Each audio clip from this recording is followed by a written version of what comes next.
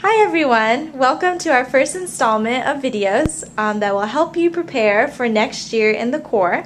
But before we get started with this one about financial preparedness, I'm going to let my lovely guest introduce herself and tell us about her experiences with Teach for America. Yes. Hi everyone. I'm Maddy Robertson-Salt. I graduated from Vassar College in 2008. I was an art history and English major, and then I joined the 2008 Corps in Los Angeles, and I taught 9th grade English in the Crenshaw neighborhood for my 2-year commitment, and now I'm on the recruitment team, Teach for America, and manage recruitment at 11 different wonderful small schools all around LA. So I probably know some of you, hopefully. Awesome. So for our first question, what do you think is the biggest financial or budgeting challenge for incoming Corps members?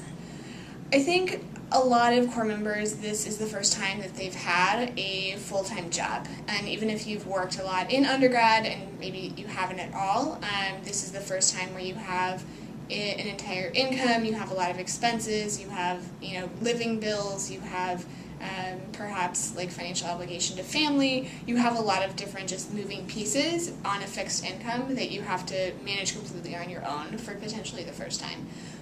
So just being in a new situation financially can be really challenging for a lot of people if you haven't had to budget things out in that way before. So I think that is definitely one of the biggest things, is just learning how to set up a structure for yourself to budget all of your expenses on the one income that you have. Awesome. So for me, I know that I'm placed in the Bay Area, and currently I'm in the process of getting hired, so I don't exactly know where I'll be working and where I'll be living yet. So how can Corps members plan ahead in terms of finances? Yeah, really good question. And I think planning ahead, like you said, is the key thing. That even if you don't know exactly what school you're going to be at or exactly what neighborhood you're going to be living in, you can get a pretty good sense of just the average cost of living in your region and the average income as well. So you can definitely start researching, like, what can I reasonably expect to be making? What should I reasonably expect my expenses to cost in terms of like rent, insurance, things like that. And actually Teach for America regional staff does a really good job of preparing you for that. So they have a lot of resources where they can tell you, like, this is what our average Corps members pay for rent every month. This is what our average Corps members pay for like utilities, for car payments, things like that. So they can provide you with a lot of those just kind of baseline expectations of what you should expect. And then it's important to start, again, like planning ahead as soon as possible. So you can kind of estimate, this is what I can start to expect like my income is going to be, this is what I can start to expect like my expenses are going to be, and whatever you can in between when you get to your region, start planning ahead, saving, allocating your money however you need to make sure that you're going to be okay, and start applying for things like transitional grants and loans through Teach for America to make sure you're covering anything that you need that's not going to be provided in that space before you get to your region. Great. So I know that when you did the Corps, you made a big move cross-country from New York to LA, and there are some SoCal CMs that will also be making a big move. Yes. What advice do you have for them in terms of being prepared and planning financially for their move? Yeah. I think the biggest thing is to not get too nervous if you don't have all the details ahead of time. I mean, you have a tremendous amount of support from Teach for America, from the regional staff, from the people at Institute. Like, it's okay if you don't have your exact school location by the time you get to Institute. It's okay if you don't have your exact like hiring placement by the time Institute starts. You hopefully will, but if you don't, like, it's okay, and it's going to be okay. And just don't panic when you don't have all the details like absolutely solidified, because you are guaranteed your placement. Like, you are going to get hired, even if it doesn't happen within the time frame that might like make you the most assured. So I think that's the biggest thing, is just know that things will fall into place and you don't have to be too nervous. And to also just be really communicative about the things that you need and the things that are on your mind. Like, if you have financial obligations that you are worried about, talk to the region. They are there to help you, but they can't read your mind.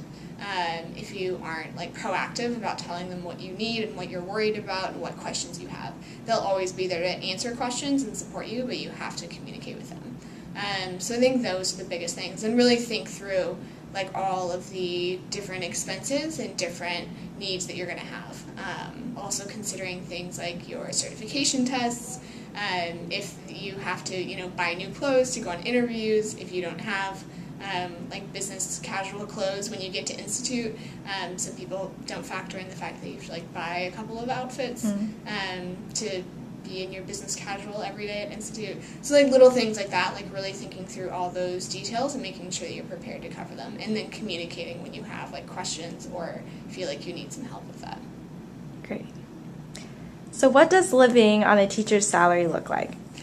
It looks, I mean, for me, it definitely looked pretty great. I think it was much more, it was like more than stable. I think it was much more comfortable than I expected it to be. I think there's a lot of talk about like how much teachers make, but to be honest, as like a young single person, I didn't have a ton of expenses. So I moved from New York to LA. I bought a new car when I joined the Corps. Financed it completely on my own, which is nice. Yeah. I lived in like a not inexpensive part of LA, and LA is a pretty expensive city, so handled my rent, utilities completely on my own. I also contributed a sizable portion of my salary every month to family, so I was able to contribute that and paid for all of just my own like living expenses, and was still able to save a pretty good amount of money when I was in the Corps. Also covering like my costs for the credential at LMU, all those costs, like I was more than okay. I still saved money, I could still go out on weekends, hang out with my friends, go to shows when I wanted to. I never felt like I had any kind of limitations on my budget, but I did know that I had to be really planned out. So that was one of the first things I did when I got to my region, and when I actually got my school placement site, I made sure to like call up the human resources department for my school and ask like how much my take-home pay would be, and then just set out a budget for myself every single month. My school only paid on a 10-month calendar, so most schools you will get paid in the summer because you're salaried, but my school didn't pay in the summer. So that just meant I had to save a certain amount each month to cover my expenses in the summer. So things like that, I just like made out a really strict budget for myself of like, here's where my money is going to go, and if I stick to that, I have this much left over, which I can do whatever I want with, which is really great. So to be honest, I was making vastly more than any of my friends coming straight out of college. I think I was the only one of my friends who had like insurance and like a savings account and could support myself completely on my own without any help from parents. So living on a teacher's salary was more than okay. Awesome. So for our last question, if any of our SoCal CMs watching this have any additional questions about financial planning, who can they contact for more info? They should definitely contact their region, because the region will have the most context on what finances look like specifically in that region, because it can vary so much, just on the cost of living, on the cost of credentialing tests, on the cost of your credentialing program, things like that look very different from region to region. So you should definitely be in touch with it should be somebody in the district and school partnerships team, or your onboarding manager, probably the person you're just hearing from in the region in general. And if you ever don't know who that person is, you should reach out to your person on recruitment, and they can find that person for you. Great. Thank you so much, Maddie, and thanks everyone for tuning in today. Hope you enjoyed our first video. Of course. Bye.